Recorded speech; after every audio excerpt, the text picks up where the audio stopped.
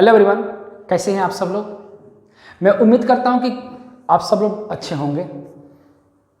आज का टॉपिक ये है कि सेंटीमेंट कैसा बनता है इलियड वेब पर, और पर्टिकुलर इलियड वेब पर ही नहीं, मार्केट का सेंटीमेंट कैसे बनता है, कैसे इसको आइडेंटिफाई करते हैं, कैसे इस चीज़ को हम समझते हैं।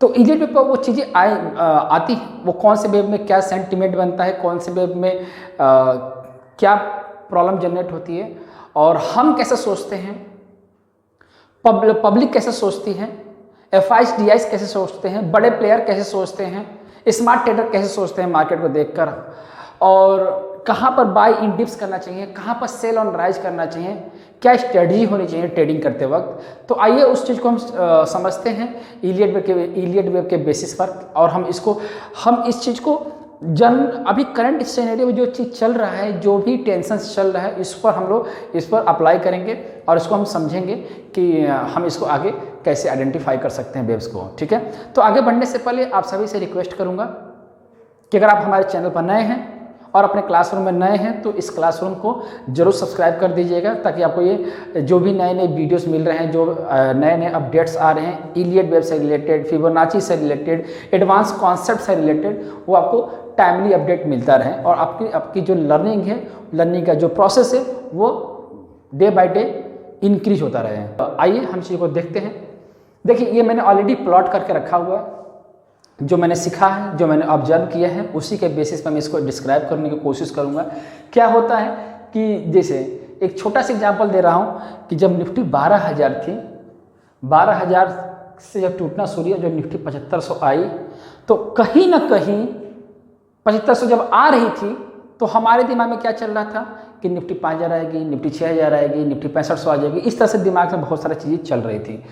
तो बेसिकली जब प्राइस नीचे की तरफ आती है तो पर्टिकुलर एक सर्टेन पीरियड होता है चीज़ों का, एक पर्टिकुलर डिस्टेंस होता है नीचे आने का, और वो जब नीचे आती है तो उसका सेंटिमेंट बनता है कि जितने भी बड़े प्लेयर्स हैं, की ट्रेडर्स हैं, प्रोस्ट हैं, वो क्या करते हैं, दो काम करते हैं कि जो उनके पास शॉर्ट्स पोजीशन रहती है वो उसको कवर करते हैं, और जितना थोड़ा नीचे आती है, सपोज करो कि 8500, 8,000 इस तरह से कोई प्राइस आ रही होती है, तो वो क्या करते हैं, वो लोग शॉर्ट को कवर करते हैं और लॉन्ग बनाते हैं, धीरे धीरे इसको एक्यूमुलेट करते हैं, कंटिन्यू डाउन। उसके बावजूद भी आप देखोगे कि वो लॉन्ग करते हैं और अपने शॉर्ट्स को कवर करते हैं।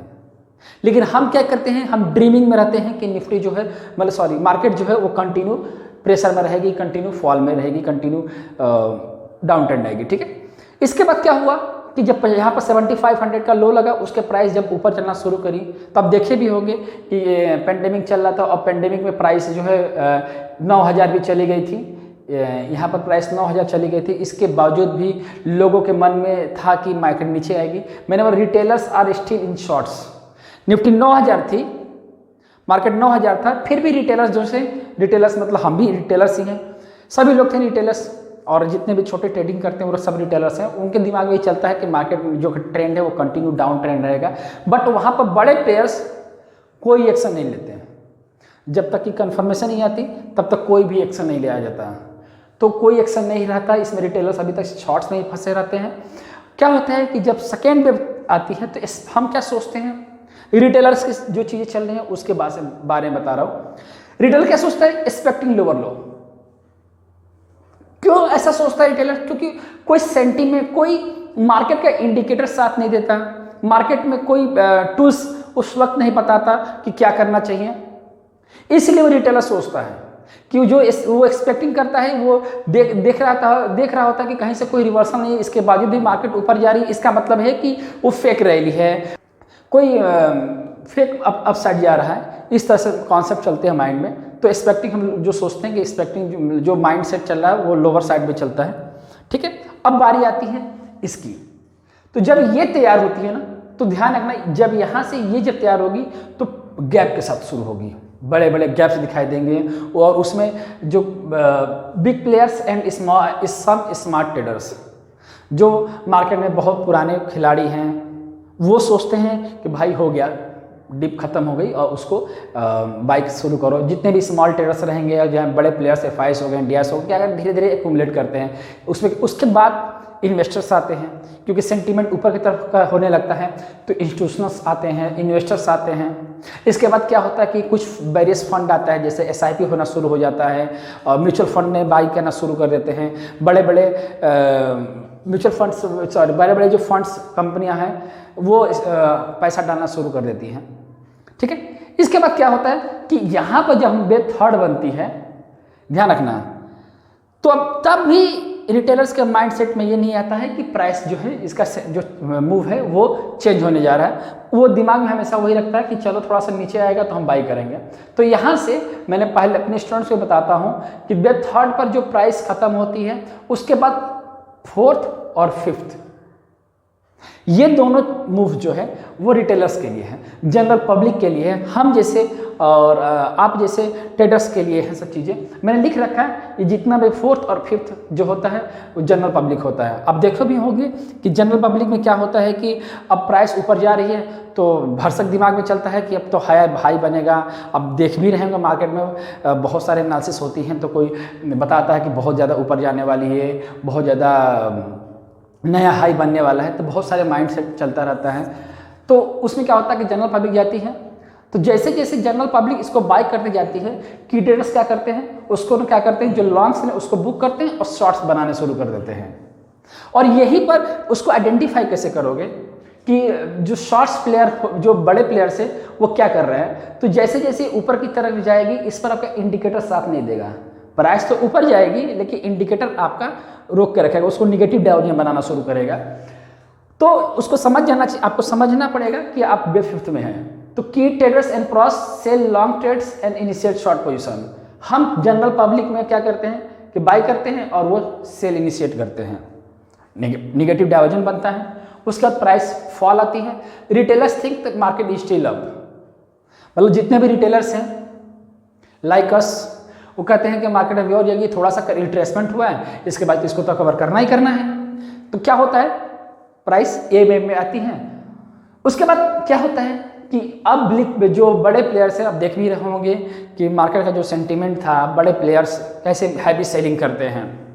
तो यहाँ पर जब हम रिटेलर्स सोच रहे हैं कि नया हाई बनेगा, ऊपर जाती है, तो हमारे दिमाग में चलता, देखो मैंने बोला था ना मार्केट ऊपर जाएगी, लेकिन मार्केट ऊपर नहीं जाती है, वो जो ऊपर जाती है वो सेलिंग की प्रेशर से जाती है, सेलिंग के पर्पस से जाती है।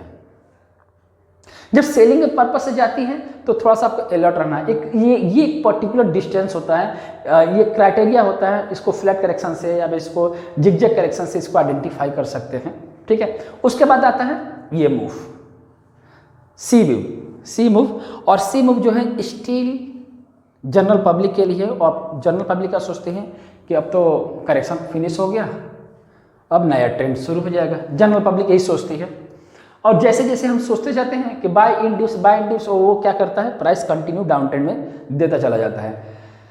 अब इसका सेंटीमेंट कैसे चेंज होगा कि यहाँ से जब प्राइस निकलेगी और जब तक कंफर्मेशन नहीं देगी, किसी एक प्रीवियस हाई को ब्रेक नहीं करती, तब तक ये नहीं प्रिडिक्ट करना चाहिए, नहीं सोचना चाहिए कि क्या होने वाला है आगे। आप यहाँ पे देखो, यहाँ पर देखने को मैंने आपको बताया था कि कोई पार्टिसिपेशन नहीं था, जो लॉन्ग बन गया फर्स्ट पर, उसके बाद कोई भी कंफर्मेशन नहीं था, सेकेंड पे भी कोई कंफर्मेशन नहीं था।